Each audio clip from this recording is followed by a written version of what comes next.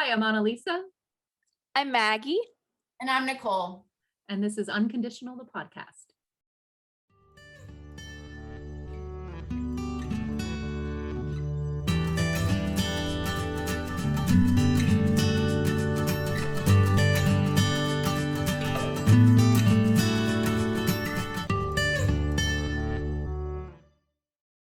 Welcome to the next episode of Unconditional, the podcast. Happy Pride, everybody. We are going to talk about self-care in the month of June, especially for folks in the LGBTQ community. We're going to touch on folks who might be introverted and need a little extra support with setting boundaries and doing self-care this month. I'm going to give a little love to the bi community, talk about self-care there. And I want to speak to the allies as well, just for a moment before we dig into the rest of today's podcast. I want to say thank you to our awesome allies for being you. We need you. We love you. And in case you aren't aware of how Pride started, I'm going to give you the 20-second history lesson. So back in the 60s, 1969, there was a gay bar in New York called the Stonewall Inn. It was raided by police, and a lot of people were hurt. And when it was raided by the police, well, there was a riot, right? The LGBTQ community decided no more. And the people who are credited with throwing the first brick, it's either Marsha P. Johnson or Sylvia Rivera. When I was looking it up, it wasn't clear. Either way, thank you to those two people. And it's interesting, Marsha P. Johnson is a Black trans woman. And I think that we need to give credit, right, to the importance of the Black community that intersects with the LGBTQ and also the trans community, because that was a brave thing to do. And that ignited a whole lot of changes in our country. So thank you, right, to our forefathers and mothers and persons for making, for standing up for themselves and making Pride happen for all of us. Who knew through an act of violence we could see an absolution of peace? Because 2 months after the Stonewall riots, we had Woodstock and the Summer of Love, and in a way it was a way to bring people together, I think, because that was an audience of people that just wanted to come together. They didn't care who you were, the color of your skin, who you loved. Nobody cared, and that is how we need to be today. Amen to that. So today we're going to focus a little bit on boundaries and, comfort in the season of Pride. For a lot of things that I know I've seen, like on social media, it's like live out loud, do, be yourself. And while we absolutely want people to be themselves, there's also the focus on, being yourself in the way that you feel comfortable, and also the way that you can do so safely. So when my clients come to me and they start sharing that they might be at a point in their life where they're ready to come out, the first thing that we focus on, well, first of all, we celebrate together, because even just sharing it with me, their therapist, is a moment of coming out, right? But then after the celebration, we talk about safety, because the truth is, for most people, not everyone, but for most people, coming out is a lifelong process, right? Usually there's a sort of big, there's a big moment at the beginning when you come out to the people that are closest to you, that you love, like when you really sort of embrace your authentic self, come out to yourself, right? And then to the people that are closest to you, that's of course a really special and important moment. But then there's a series of questions that we continue to ask ourselves throughout our lives.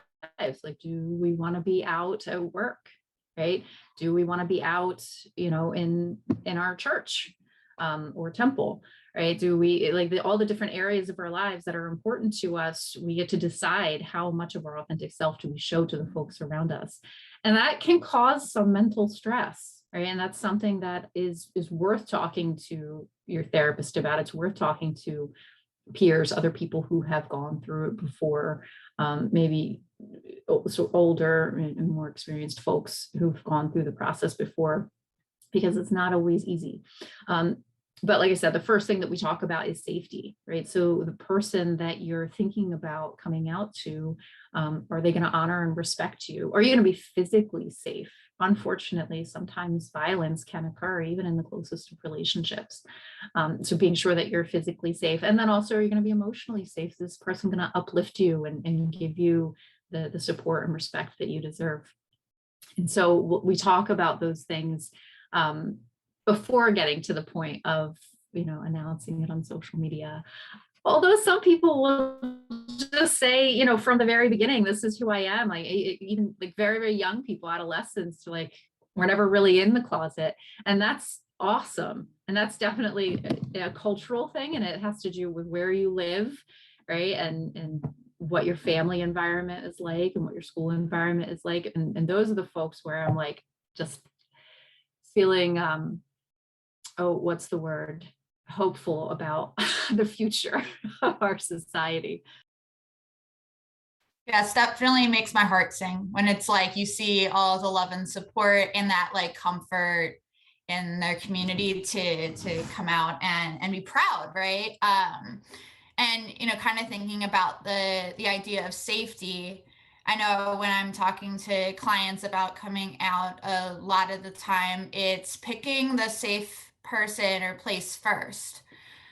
So if you're identifying a friend or a family member that based off of previous conversations or like comfort level, that they're a safe person to come out to, starting there and talking to them first, and then kind of working your way to maybe the more uncomfortable or potentially unsafe situations, whether it's with family members or a job or what have you. So that way, if something is to kind of happen, you have a safe base, you have support, so that you're not putting yourself in a situation and then feeling like you're alone.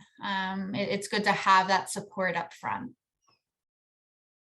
It also goes to show how important it is that we kind of surround youngsters with, support and affection really early on, and creating that safe space for them and making them feel safe, because it can really carry on throughout the rest of their life. And for them to be so young and to already be so secure in who they are, that's a wonderful thing, especially because there are some people that wait so long and then they do come out and it's such a relief to them. And a lot of people have these questions of, did I waste time? Should I have come out sooner? This, that, or the third, which they're all valid questions. But for a young kiddo to be secure in who they are, and I see like young boys wanting to wear nail polish and makeup, and it's wonderful, because to start at such a young age of being so sure of yourself and not too concerned about what other people think, like that is a quality you are going to need for the rest of your life. So it's kind of mesmerizing that these young kids can grasp that concept and roll with it and roll through the punches with it, especially with bullying in school and acceptance within a religion. And there's countless scenarios there, but to kind of go up against that pressure, like good on you, brave people out there. I'm going to call out the New York Times, they recently had an article, and that the headline read, something about the rise in LGBTQ youth in today's society. And my immediate reaction was clearly the same as everybody else's immediate reaction. I didn't even bother commenting because I'm like, it's been said 1,000 times already. But everybody got on this post and commented, hey, New York Times, it's not a rise in LGBTQ youth. It's a rise in safe homes and schools where LGBTQ youth can be their authentic selves, right? There's no change in the amount of people in this community. It's a change in the amount of people who are out, right? That's a huge difference.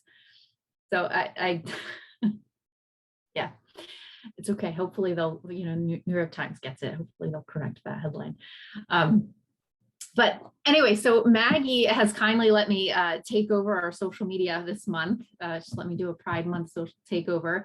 And I'm going to give away one of the posts that I prepared because I think it's relevant to this conversation right now. So according to the Trevor Project, 45% of LGBTQ youth seriously consider attempting suicide. And that was in the past year. So that was in 2021 where they got that. And that's pretty consistent with studies from before. And the single most effective way to prevent your LGBTQ kiddo from wanting to commit suicide is to provide support, right? So to let them know that you accept who they are exactly as they are. And when you do that, the rates just plummet. The rates of people who contemplate suicide just absolutely plummet when they have a single adult who is supportive in their lives. That's all it takes, right? So if you know someone whose parents are homophobic, you can be the person that provides that kiddo love and support and potentially saves their life, right? So if you're a coach or a teacher, or a pastor or a neighbor or whatever. I have to say it's one of the most beautiful moments in the counseling room to be that safe space for somebody. And it is like, it really brings me great joy. As an ally, I really do appreciate when clients feel comfortable expressing to me their authentic self and see me as a safe ally. There's definitely times where because they don't see a reflection of themselves in the people around them, it might be harder to find that comfort and feel safe saying who they are. So it really is, as just to speak for allies out there, right? Like it really is a beautiful moment when somebody does say to you, hey, I want to share this, this about me and be my authentic self. I feel safe and comfortable to say that to you. So, shout out to people out there who are given that to somebody. It really is a special moment. Feeling anxious, stressed, or overwhelmed? Join local Montgomery County author and animal-assisted therapist Annalisa Smithson for a 21-day journey of compassionate, playful self-discovery. Readers will relish this timely, easy-to-digest pilgrimage of self-love, which Smithson offers through 21 snack-sized chapters that can be easily digested before breakfast. Unconditional: Learning to Love Your Authentic Self is available now on Amazon in ebook, paperback, and hardback versions. Get your copy today. Go to AnnalisaSmithson.com for more information or find Unconditional on Amazon.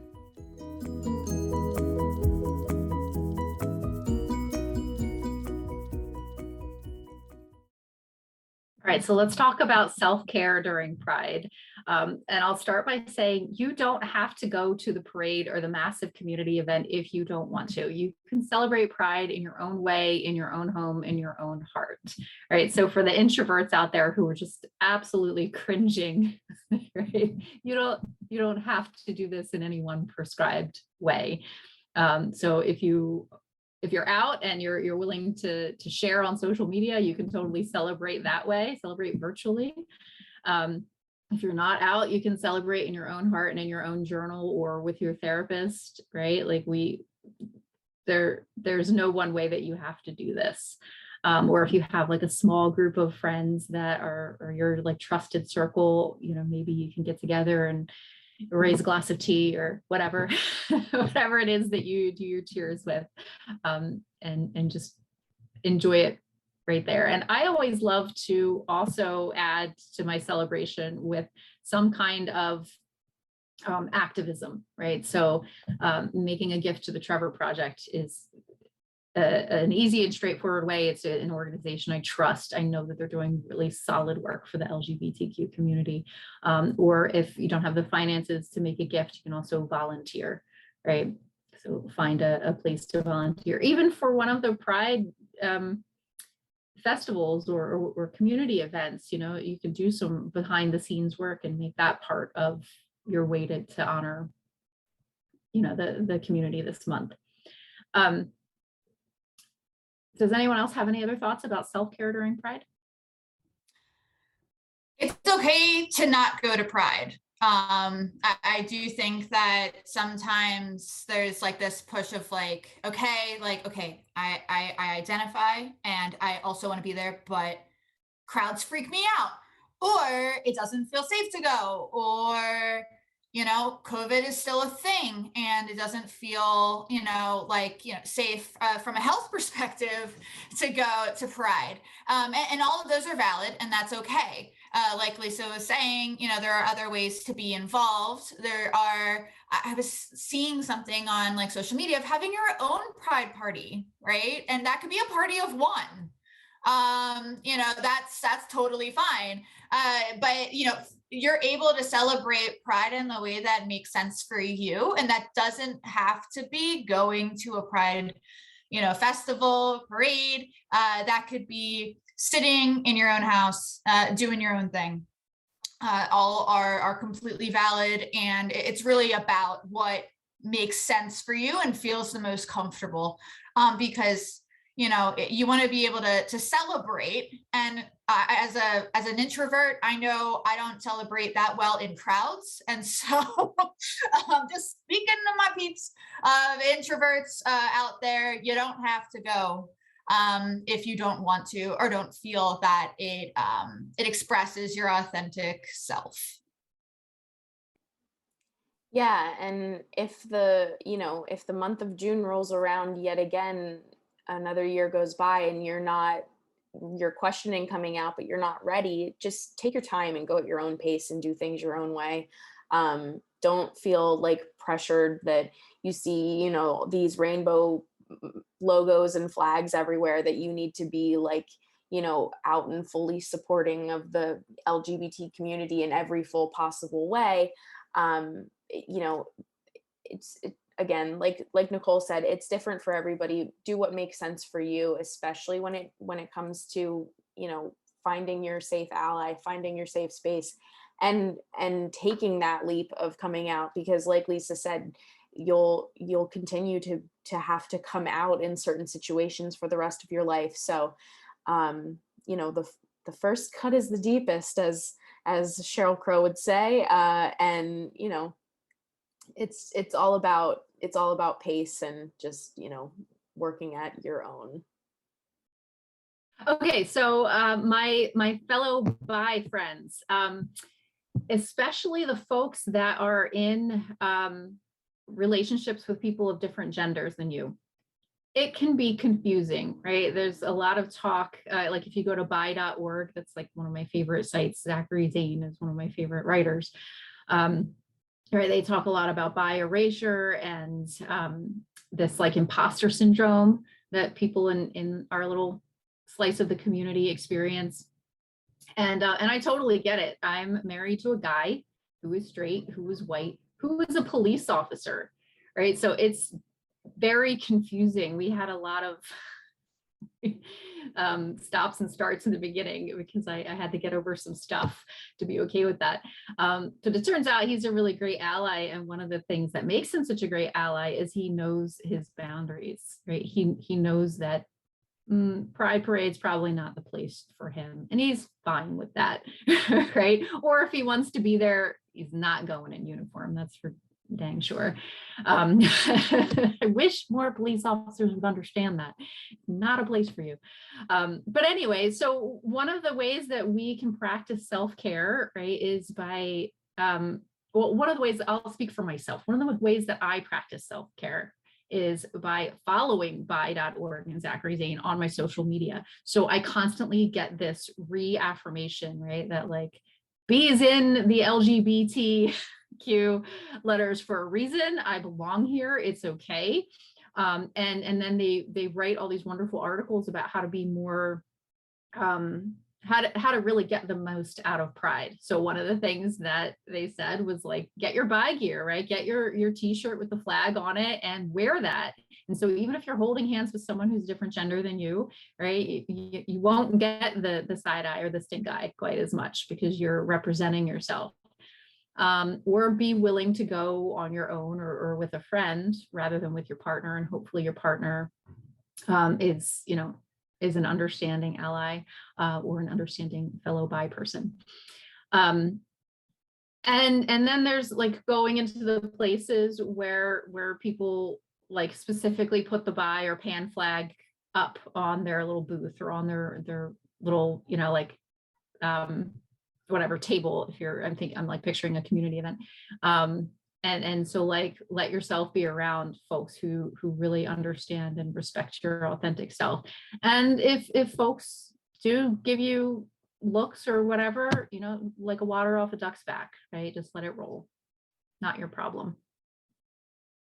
So practice your self-care this month. If you're going to go to the Pride events, take a buddy, wear your sunscreen, keep your mask handy. Take care of yourself, drink some water. If you're not going to go to the Pride event, no guilt. It's totally okay. You are allowed to celebrate however you want. And if you do have a therapist like me or Nicole, we welcome you. We encourage you. We would love for you to share your authentic self with us because we will celebrate and love you exactly as you are. Happy Pride, everyone. Happy Pride.